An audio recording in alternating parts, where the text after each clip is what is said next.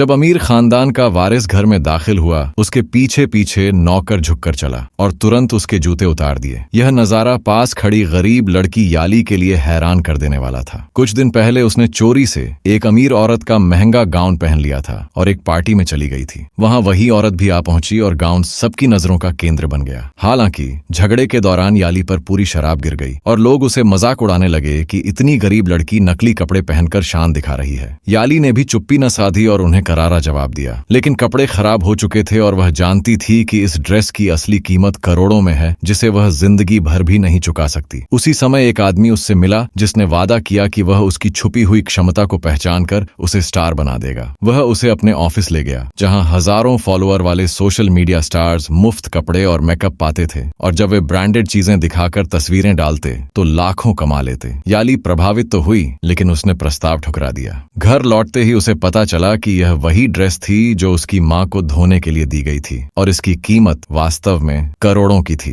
अगले दिन अमीर औरत दुकान पर आई, पर उसने याली को माफ कर दिया। उसने बताया कि यह ड्रेस उसके पुराने प्यार की निशानी थी, जिसे वह अब भूलना चाहती थी। याली को पहली बार एहसास हुआ कि जिन चीजों को पाने के लिए वह पूरी जिंदगी संघर्ष कर सकती है, वही चीजें अमीर लोगों के लिए महज एक बोझ हैं। तभी उसने ठान लिया कि वह भी इस सोशल मीडिया दुनिया में अपनी पहचान बनाएगी। उसकी सहेली मिन्ही ने उसे धोखा देकर अपने फॉलोअर बढ़ाने के लिए इस्तेमाल किया। सबने उसके सस्ते सौंदर्य प्रसाधनों का मजाक उड़ाया, लेकिन याली का आत्मविश्वास डगमगाया नहीं। धीरे धीरे लोग याली के कपड़ों और सादगी से प्रभावित होने लगे और उसका खाता तेजी से बढ़ने लगा। जब बाकी इन्फ्लुएंसर्स ने उसे अपमानित करने की कोशिश की, तब अचानक अमीर खानदान का बेटा चानयोंग सामने आया। उसने याली को देखकर लोगों को चुप करा दिया, क्योंकि उसने पहले ही पार्टी में उसके साहस को देखा था। धीरे धीरे चानयोंग को भी याली के सच्चे स्वभाव से लगाव हो गया। याली के फॉलोअर रातों रात बढ़ने लगे, लेकिन असली चुनौती अभी बाकी थी। पुराने इन्फ्लुएंसर्स ने उसके खिलाफ षड्यंत्र रचना शुरू कर दिया और उसे ऑनलाइन बदनाम करने लगे। याली बहुत हताश हुई, लेकिन उसने हार मानने से इनकार कर दिया। उसने सबके सामने ऐलान किया कि अब वह किसी की सहायक या खिलौना नहीं रहेगी।